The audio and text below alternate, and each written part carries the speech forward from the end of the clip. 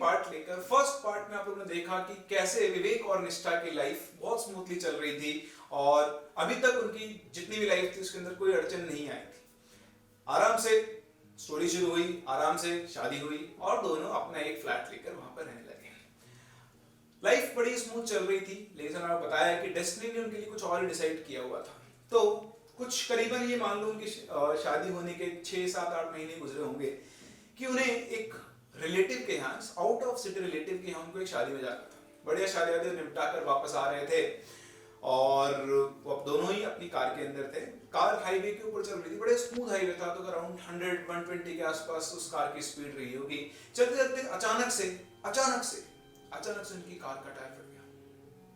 जैसे ही कार का टायर फटा, विवेक ने बहुत कोशिश की अपनी कार को संभालने की, लेकिन बहुत स्पीड में कार थी और वो कार थोड़ी देर में उल्टी पुल्टी खाते हुए 2-3 पलटे खा के सीधे सड़क से नीचे आकर गिरी। कार सड़क से नीचे आकर गिरी और क्योंकि विवेक ने सीट बेल्ट बांधा हुआ था लेकिन निष्ठा ने सीट बेल्ट नहीं लगाया हुआ था और इसी वजह से निष्ठा के सिर पे बहुत तेज चोट लगी और वो उसी टाइम ऑन द स्पॉट बेहोश हो गई। ठीक है, विवेक जो था उसको थोड़ा बहुत होश था, उसको भी सिर पे लगी तो थी और अपनी आंखों के सामने वो मतलब ना बिल्कुल वो डिम होते हुए थे, अचानक से विवेक भी वहां पे बेहोश हो गया। पता नहीं कब कौन कहां उसे लेकर गया। विवेक की आंख सीधी हॉस्पिटल में खुली और हॉस्पिटल में आंख खुलते उसमें निष्ठा कहाँ है, तो उसके पिताजी मम्मी जी सब लोग वहां पे आ गए थे। उन्होंने बताया कि निष्ठा दूसरे रूम में है और वो अभी बेहोश है। तो वो लोग विवेक को बहुत ज़्यादा चोट लगी थी, सिर पे चोट लगी थी, उसके तो बेहोश हो गया था। उसके सारे उसकी रिपोर्ट बिल्कुल नॉर्मल थी, तो ऐसा उसको बहुत ज़्यादा चोट नहीं लगी थी। लेकिन निष्ठा का जो केस था वो थोड़ा सीरियस हो चुका था। अभी खैर विवेक को उन्होंने बताया नहीं था, बट विवेक वहाँ गया, उसने देखा कि निष्ठा वहाँ पे बेहोश पड़ी हुई है और थोड़ी देर के बाद जब विवेक सबको लगा विवेक इज ओके, तो विवेक को बताया गया कि निष्ठा तब जब से आई तब से वो कोमा के अंदर है और वो अभी तक नहीं उठी है। और डॉक्टर से बात हुई, विवेक ने खुद जाकर डॉक्टर से बात की। डॉक्टर ने बताया कि जब तक ये होश में नहीं आती, इनकी कंडीशन के बारे में हम लोग कुछ नहीं बोल सकते, इनका होश में आना बहुत जरूरी है। वैसे कंडीशन इनकी थोड़ी क्रिटिकल है। अब विवेक को समझ ही नहीं पा रहा था, वो बेचारा वहीं पे निष्ठा के बेड के पास में बैठा रहता और इंतजार करता है कि निष्ठा को होश है, निष्ठा को होश है। 1 दिन गुजर गया, 2 दिन गुजर गया, विवेक वहीं रहता था। विवेक को करना भी क्या था, विवेक खुद उसका मन ही लगता था कहीं पर, वो बस उसी बेड के पास बैठे इंतजार करता है कब निष्ठा को होश है। तो ऐसे ही रात के टाइम अचानक से उसको निष्ठा की बॉडी के अंदर कोई मूवमेंट दिखाई दिया। जैसे उसको मूवमेंट दिखाई दिया, उसने डॉक्टर्स को बुलाया। तो डॉक्टर्स वहां पर आए, देखा कि उसकी बॉडी उसको निष्ठा को शायद धीरे धीरे होश आ रहा था, वो अपनी आंखें खोलने की कोशिश कर रही थी और फटाफट से डॉक्टर्स ने मतलब सारी जो भी उनकी जांच वाँच होती है वो सब की।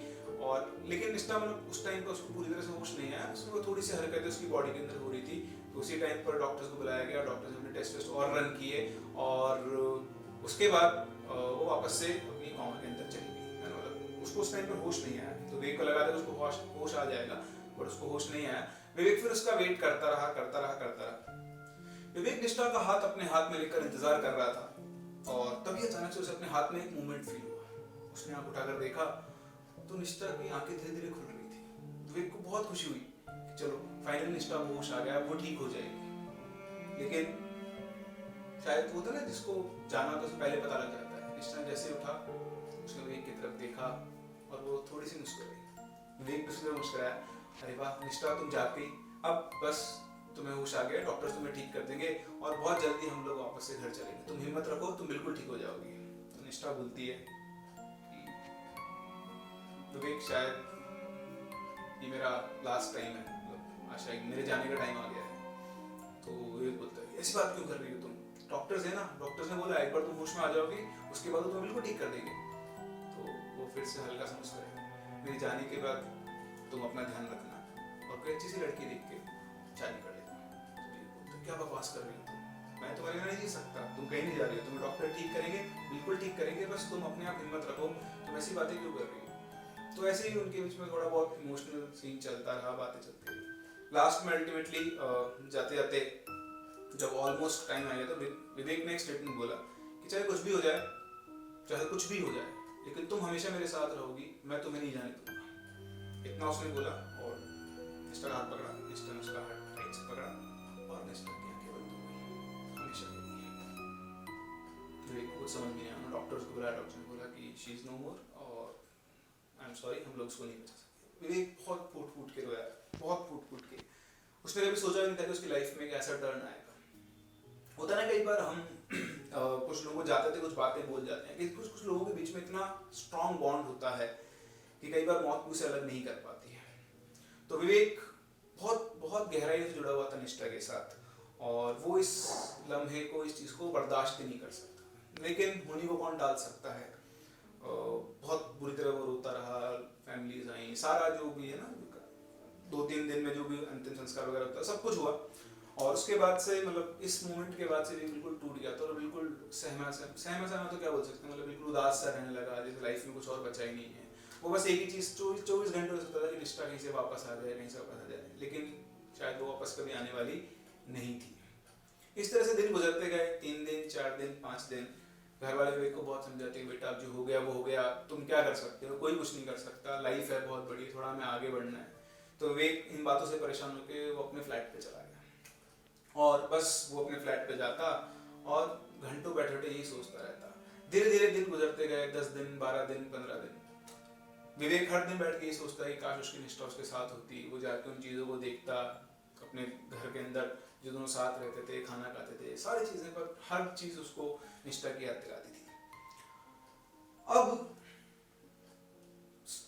टाइम गुजरता गया, धीरे धीरे 15 दिन 20 दिन, तभी मतलब अब विवेक सोचता तो रहता, पर वो क्या करे, आदमी को अपना डेली रूटीन तो फॉलो करना ही होता है। मतलब 10 दिन 15 दिन के बाद वो भी अपना काम करने लगा, थोड़ा टाइम दिमाग डाइवर्ट करने के लिए। वो निष्ठा के घर से रोजाना फ़ोन पे बात किया करता था, अपने मम्मी पापा से बात किया करता था, वो भी उसको समझाया करता था। इस तरह से दिन चले और दिन चलते रहे, गुजरते रहे। एक दिन अचानक से विवेक बाहर से ऑफिस से घर पे आया। घर पे आके वो अपने सोफे के ऊपर बैठा हुआ था, तो उसका डेली का यही काम था, वो आके अपने सोफे पे बैठ जाता था और बस निष्ठा के बारे में सोचता रहता। सोचते सोचते अचानक से उसे एक आवाज आई।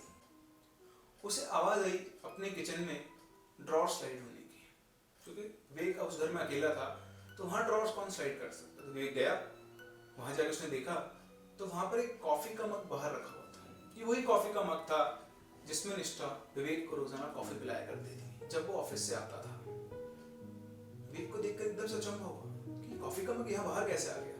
तो उसे लगा कि हो सकता है, सोचते सोचते दिमाग उसका वहां रहता ही था चारों तरफ, सोचते सोचते उसने उस कॉफी के मग को बाहर निकाल के रख दिया। उसने कॉफी का मग वापस अंदर रखा, ड्रॉर को बंद किया और वो फिर अपने रूम में चला गया। ठीक है, फ्रेश होने।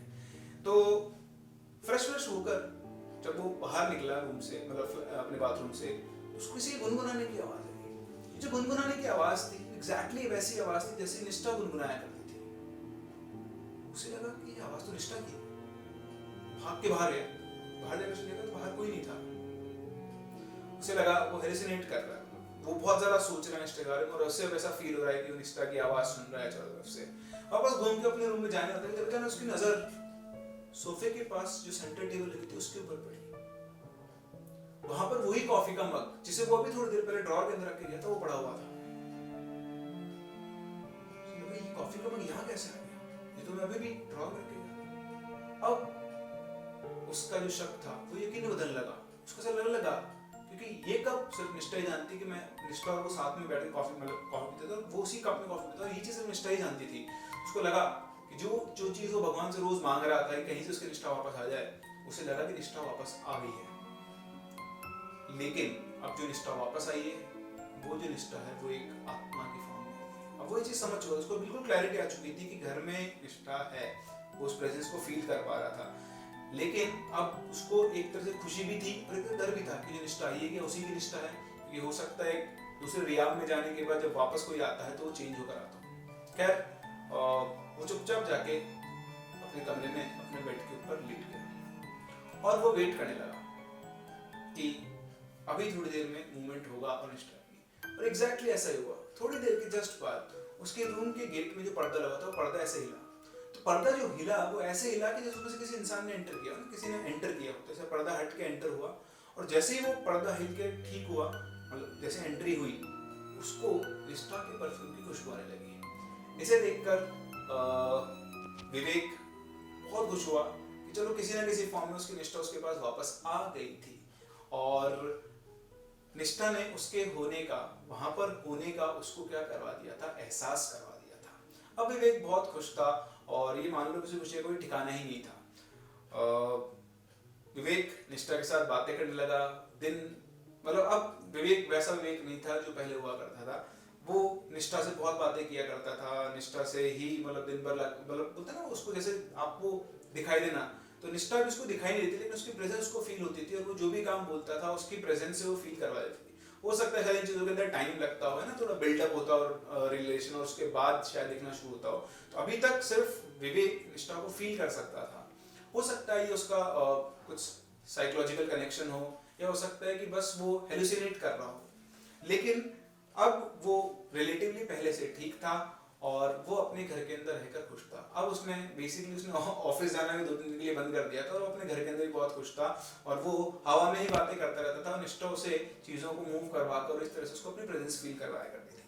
कुछ ही दिनों में निष्ठा उसको दिखाई भी देने लगी। विदिन 3-4 डेज निष्ठा उसको दिखाई भी देने लगी और अब तो विवेक वाज लाइक कि चलो ठीक है, अब तो सब कुछ बढ़िया है, निष्ठा किसी न किसी फॉर्म में तो उसके साथ है।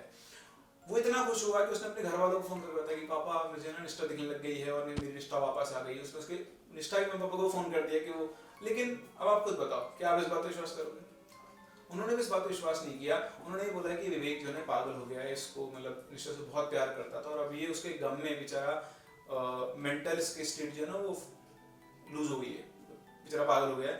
तो वो आए उसके पास, उन्होंने समझाया बेटा तो समझा कर, हम जानते हैं तो निष्ठा से बहुत प्यार करता था, बहुत प्यार करता था, लेकिन अब ऐसे कोई मरे हुए लोग वापस थोड़े ना आते हैं। तो समझ, तेरी बहुत जिंदगी बहुत बड़ी है, तुझे और भी आगे बढ़ना है, सब भूल, पुरानी बातों को भूल जा, अपनी नई जिंदगी स्टार्ट कर। हो सकता है कि और लड़की देखते हैं तुझे, उससे शादी कर, तेरी जिंदगी आगे बढ़ेगी। तो ये को गुस्सा, क्या बकवास कर रहे हो आप लोग, मेरी निष्ठा मेरे साथ है, ये देखो ये रही, ये रही। बाकी लोगों ने उसको किसको देखे, लगा यार ये मतलब बिल्कुल वो हो चुका है। तो उन्होंने उसको बहुत समझाया, उसने डॉक्टर्स को भी दिखाया उन्होंने। तो जब डॉक्टर्स जैसे ना साइकेट्रिस्ट को दिखाते हैं, तो उन्होंने बोला कि बेटा तू साइकेट्रिस्ट को दिखा ले, एक बार बात कर ले, मेंटल काउंसलिंग कर ले, तुझे चीजें दिखाई दे रही है, ऐसा कभी नहीं होता है। तो अब आप समझो, अगर आप उसकी जगह पर होते हो, सिर्फ आपसे होता तो गुस्सा बढ़ता जाता। फिर ऐसा आदमी जैसे किसी की रूह दिखाई दे रही है, उसका गुस्सा तो ऑब्वियसली उसका तो ज्यादा मेंटल स्टेट वो हो जाता है, एग्रेसिव स्टेट हो जाता है, उसको बहुत तेज गुस्सा आ गया, क्या बकवास लगा रहा है, क्या पागल समझते हो आप लोग मुझे, मुझे मेरी रिश्ता दिखाई दे रही है, आप लोगों को दिखाई दे रही है, मैं क्या कर सकता हूँ, और मैं उसके साथ ही रहूंगा, मैं अब आप लोगों से बात नहीं करूंगा। इस तरह से घर वालों से लड़के और अपने फ्लैट लेके चला गया। घर वालों ने भी ज्यादा उसको फोर्स नहीं किया, क्योंकि वो डरते ही कहीं वो एक निष्ठा को तो लूज कर ही चुके, विवेक को भी लूज कर दिया। तो यहीं पे बीच में आता है रचित। विवेक के घर वालों ने रचित को फोन किया और बोला कि यार बेटा हमसे तो समझना, तू कोशिश कर समझाने की, शायद तेरी बात तो मान ले, तू बचपन के दोस्त हो। तो रचित ने विवेक को बुलाया उससे बात करने के लिए। तो विवेक उससे बात करने आया, उसने बोला कि भाई कैसा है तू? बोलता भाई मैं बिल्कुल ठीक हूँ और अब तो निष्ठा मेरे पास वापस आ गई, हम दोनों अब साथ ही रहते हैं और वो हमेशा मेरे साथ रहती है, और अब ठीक है वो चली गई फिजिकल फॉर्म में तो मुझसे दूर, लेकिन वो है मेरे साथ। तो रचित को समझ में आ गया भाई ये तो हो चुका है। तो बोला भाई देख ऐसा कुछ नहीं होता, जो लोग चले गए वो चले गए, ठीक है, और इसमें तू कुछ नहीं कर सकता, लेकिन क्या तू अपनी पूरी जिंदगी ऐसे गुजार देगा फिर निष्ठा के बारे में सोचते सोचते? क्या तू कभी आगे नहीं बढ़ेगा? तो आगे बढ़ने से तेरा क्या मतलब? भाई नई लड़की ढूंढ, शादी कर, जिंदगी आगे बढ़ा, भूल जा सब कुछ, जो हो गया वो हो गया, आज से एक नई लाइफ स्टार्ट कर। तो फिर से गुस्सा आ गया, मुझे लगा था तू तो मेरा साथ देगा, तू तो मेरा बचपन का दोस्त है, साले तू भी ऐसा ही निकला, तू भी मेरे घर वालों की तरह बोल रहा है, तुझे विश्वास नहीं है कि निष्ठा दिखाई देती, निष्ठा के साथ है। बोलता है नहीं भाई ऐसी बात नहीं है। बोले नहीं मुझे सब पता है, तुम सबके सब एक जैसे हो और अब मैं तुम में से किसी भी नहीं मिलूंगा। इतना कह के वो चला गया। अब भाई विवेक किसी की नहीं सुनता था और ऐसे आदमी को कोई दोबारा समझा नहीं सकता है, तो किसी ने दोबारा कोशिश भी नहीं की। इसी प्रोसेस में 4-6 महीने गुजर गए। 4-6 महीने बाद ही विवेक का बर्थडे आता है। तो रचित विवेक का होता है, बहुत ही पुराने फ्रेंड्स थे और रचित परेशान तो था, लेकिन वो जानता था कि अगर वो विवेक को समझाएगा तो भी विवेक समझने वाला नहीं। तो विवेक रचित जो था वो बिजनेस के काम से बाहर जाते रहता था। जिस दिन विवेक का बर्थडे था उस दिन रचित मतलब जस्ट उस शहर में आने ही वाला था, और क्योंकि दोस्त हैं तो रचित को लगा चल छोड़ सब भुलाते हैं, जैसा भी वो अच्छा होगा, ठीक है, वो खुश रहे वो ज्यादा इंपॉर्टेंट है। तो वो सीधा क्या गया, जैसे बिजनेस ट्रिप से आया सीधा वो विवेक के घर गया और उसने विवेक के लिए गिफ्ट खरीदा। फ्लाइट से वो आया था, उसने अपनी कार ड्राइवर के थ्रू मंगवा रही थी, और उसी कार से उस पर गिफ्ट रख के और वो विवेक के फ्लैट के वहाँ पहुंचा। फ्लैट के वहाँ पहुंचा, जाके जैसे उसने बेल बजाने की कोशिश की, उससे पहले ही विवेक ने गेट खोल दिया। अरे रचित, आ गया तू? मुझे पक्का पता था कि तू आएगा, चाहे हमारे बीच में कुछ भी बात हो जाए, लेकिन तू मेरा बर्थडे नहीं भूल सकता। मैं बस तेरा इंतजार कर रहा था। आ दोस्त, बहुत अच्छा लगा तू आया। तो रचित अंदर गया, बोलता है हैप्पी बर्थडे भाई, और एक्चुअली उसका गिफ्ट कार में भूल के आ गया था, तो बोलता है तेरा गिफ्ट तो मैं कार में भूल गया, कोई बात नहीं, मिले आएंगे, चल तू बोलता है गिफ्ट छोड़, तू बैठ यार, अपन बैठ के बातें करते हैं, बहुत टाइम हो गया तुझसे मिले हुए। तो रचित वहाँ पे जाके बैठ जाता है और वो गप्पे करना शुरू करता है, अपनी बातें करते करते, ये मान लो आधा घंटा पौन घंटा गुजर जाता है। जैसे आधा घंटा पौन घंटा गुजरता है तो विवेक बोलता है, अरे यार मैं तो तुझसे बातें करने में रह गया, और मैंने तुझे निष्ठा में मिलवाया नहीं, निष्ठा भी बस यहीं पे काम कर रही है। तो रचित को लगा कि विवेक अब भी उसी दुनिया में है, और वो अब इस बार उसने कुछ भी नहीं बोला, और बोला अच्छा यार ठीक है चलो बढ़िया है। तो बोलता है कि नहीं मैं तुझे निष्ठा से मिलवाता हूँ। तो उसने निष्ठा को आवाज लगाई, बोला निष्ठा कहाँ काम में लगी हुई, आओ बैठो, देखो रचित आया हुआ है, उससे बात तो करो। अब थोड़ा सा रचित अनकंफर्टेबल हुआ, थोड़ा सा लगा कि तो विवेक का हेलुसिनेशन है, क्या ही फर्क पड़ता है ना। अब जैसे ही विवेक ने निष्ठा को आवाज लगाई और बोला कि आओ बैठो, तो तभी अचानक से विवेक के जस्ट पास में एक और कुर्सी थी, वो कुर्सी स्लाइड हुई, और उस कुर्सी के ऊपर जो फॉर्म था वो उसको प्रेस होता हुआ दिखाई दिया, जैसे कोई उसके ऊपर बैठा। उसको देख के रचित एकदम से सिक पका, ये क्या हुआ? इतना बोलते ही, इतना देखते ही उसका दिमाग खराब हो गया, वो बिल्कुल सोफे पे ऐसे हो गया। और तभी अचानक से विवेक उठ के बोलता है, अच्छा तुम लोग बातें करो, मैं 1 मिनट कुछ काम से जाके आता हूँ। तो आप समझ सकते हो, आप उसी जगह बैठे हो, एक कुर्सी आपसे कुछ स्लाइड हुई, कोई बैठता हुआ लगा कि कोई बैठा है वहां पर, वो आपको दिख नहीं रहा है, और इधर से आपका दोस्त था वो उठ के बोल रहा है कि तुम बातें करो मैं आता हूँ। वो उठ के जाने लगा, जैसे उठ के जाने लगा विवेक ने कुछ ऐसा देखा कि उसके बाद वो सीधा उस घर से बाहर निकला। विवेक ने देखा, सॉरी रचित ने देखा कि जैसे विवेक उठ के जा रहा है तो वो एक मिरर के सामने से पास हुआ, और जैसे मिरर के सामने पास हुआ, उस मिरर के अंदर उसको विवेक की परछाई दिखाई नहीं दी। उसने ना आओ देखा ना ताओ, आंख बंद करके भागा गेट खोल के, और वो सीधा अपनी गाड़ी के अंदर जाके रुका। उसे अपनी आंखों में विश्वास नहीं होता कि वो क्या देख कर आया है, समझ में नहीं आ रहा था, लेकिन मुझे लगा कि शायद विवेक की बातें सुन के या क्या है, कुछ भी है, पर वो इस चीज पे बिलीव नहीं कर पा रहा था कि वो क्या देखकर आया है। तभी अचानक से उसकी नजर उस गिफ्ट पे पड़ी जो वो विवेक के लिए लाया था। क्या आप वो गिफ्ट देने जा सकते हो? नहीं ना। हाँ, ऐसी सिचुएशन होने के बाद देखो, आप सुन रहे हो, अगर आप अपने आप को सिर्फ सिचुएशन ले जाओ और आप उसको इमेजिन करो, आप दोबारा उसकी तरफ देखोगे भी नहीं। विवेक को समझ में नहीं आया कि क्यों वो रचित की परछाई वहां नहीं देख पाया, पर उसका दिमाग नहीं लगा, उस टाइम उसका दिमाग काम ही नहीं कर रहा था। उसको गिफ्ट दिखाई दिया, उसने गिफ्ट कैसे पहुंचा, तो उसने उसको सामने गार्ड दिखाई दिया, उसने गार्ड को बुलाया और बोला कि भैया ये गिफ्ट आप वो फ्लैट नंबर 502 है उसमें दे देंगे। तो गार्ड बोलता है 502 में?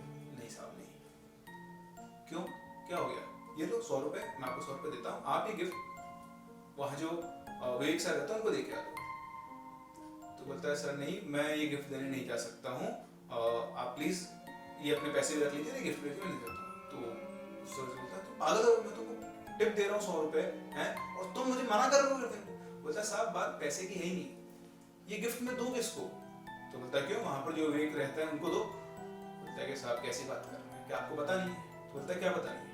आप जिन विवेक सर को गिफ्ट देने की बात करो तो उनकी तो 7 दिन पहले मौत हो चुकी है। तो क्या बात, 7 दिन पहले मौत? बोलता हाँ, उन्होंने अपने फ्लैट के अंदर सुसाइड कर लिया था, और अब उस घर में कोई नहीं रहता है। मैं अगर ये गिफ्ट देने जाऊं तो भी किसको देने जाऊं? रचित होता ना, काटो तो खून नहीं। रचित को विश्वास नहीं होता कि वो अपनी आंखों से क्या देख कर आया है, और वो ये किसी को एक्सप्लेन भी नहीं कर सकता था, क्योंकि अगर वो किसी को एक्सप्लेन करने की कोशिश करता भी तो कोई भी उसकी बात पर विश्वास नहीं करता। तो निष्ठा वापस तो आई थी, लेकिन वो वापस आई थी और थोड़े दिनों के बाद वो अपने साथ में किसको लेकर चली गई, रचित को। तो ये था साथ तेरा, जो जीने से पहले भी था और मर